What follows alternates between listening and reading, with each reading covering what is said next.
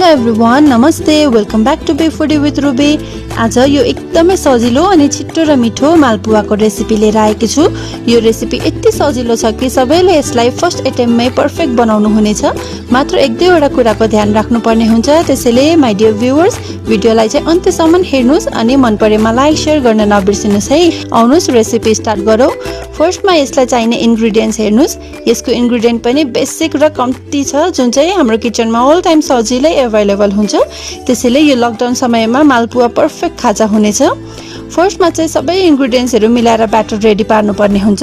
Batter बनाउन यहाँ एउटा मिक्सिङ बाउलमा मैले राखेँ 1 कप मैदा, वेटमा यो 250 ग्राम छ। त्यस्तै गरी 1/3 कप दुध पाउडर चाहिँ अप्सनल हो, छ भने चाहिँ नछुटाउनुहोस्। यसले मालपुवा भित्रबाट एकदमै फ्लफी मिठो टेस्ट बनाउँछ। त्यस्तै गरी 1/4 कप सुजी पनि राख्दैछु। सुजीले चाहिँ मालपुवालाई बाहिरबाट चाहिँ क्रिस्पी बनिन मद्दत गर्छ।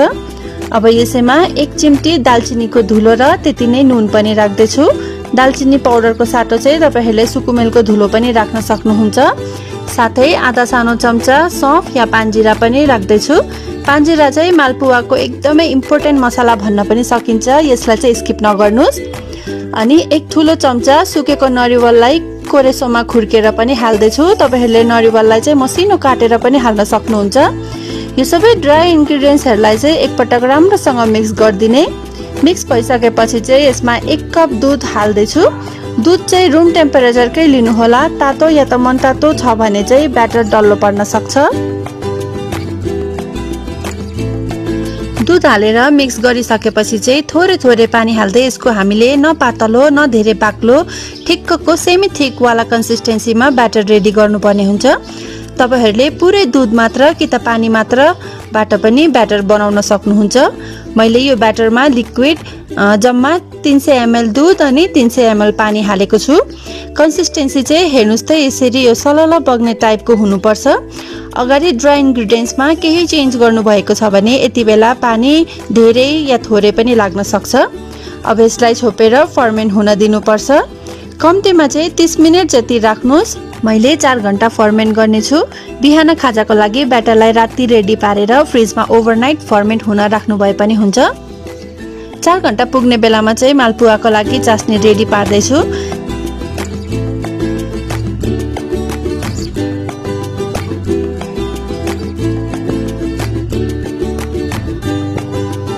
चास्नी चाहिँ हामीलाई यहाँ 1 तारे 2 तारे बनाइराख्नु पर्दैन।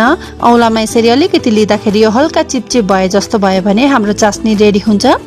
अब ग्यास अफ गरेर यसलाई साइडमा राखिदिने। यता ब्याटर पनि फर्मेन्ट भइसक्यो। अगाडि हालेको सुजी फुलिएर कन्सिस्टेन्सी हल्का चेन्ज भएको हुनसक्छ। ब्याटर बाक्लो भएको जस्तो लाग्यो भने 3-4 चम्चा पानी या त दुध थप्न पनि सक्नुहुन्छ। अब लास्टमा सानो चम्चाको 1/4 बेकिङ पाउडर हाल्नुहोस्। बेकिङ पाउडर छैन भने चाहिँ 1 चिम्टी मात्र खाने सोडा हाल्नुभयो नि हुन्छ। राम्ररी मिक्स भइसकेपछि मालपुवा फ्राई गर्न तेल बसाउँदैछु। फ्राई चाहिँ यसरी धेरै तेलमै गर्नुपर्छ भन्ने हुँदैन। मालपुवालाई थोरै तेल या त घिउमा पनि स्यालो फ्राई गरेर पकाउन मिल्छ।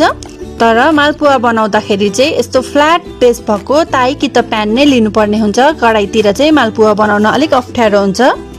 तेल चाहिँ धेरै तातो नबनाउनुहोस्। यसरी 1 थोपा ब्याटर हाल्दा नडरिकन जब यो माथि तैरिन आइहाल्छ, हिट चाहिँ हाम्रो पर्फेक्ट हुन्छ। तब एउटा डाडुले या त कसैले यसरी बिस्तारै तेलमा एकै ठाउँमा ब्याटर खनाउनुहोस्। ब्याटर हालेर चाहिँ फिजाइराख्नु पर्दैन। ब्याटरको सही कन्सिस्टेन्सी हुँदा मालपुवाले आफै सेप लिन्छ। मालपुवा चाहिँ तलको साइड पाकुन्जेल माथिबाट पनि पाकोस् भनेर चाहिँ बेला बेलामा तेल यसरी बिस्तारै माथिबाट खन्याउनुहोस्। यसरी नै 3 मिनट जति एक साइड पाकेपछि साइड चेन्ज गरेर अर्को 2-3 मिनट पकाउँदै हाम्रो मालपुवा रेडी हुन्छ। सबै तेल चाहिँ प्यानमै तर्काएर सिधै यसलाई मनतातो भएको चास्नीमा डुबाइदिनुहोस्। यसरी तातो तातो मालपुवा 5 मिनट जति चास्नीमा डुबाइदिँदा मालपुवाले चाहिँ चास्नी भित्रसम्म एब्जर्ब गर्छ र भित्रदेखि रसिलो र मिठो हुन्छ। यसरी नै सबै मालपुवा रेडी गर्नेछु।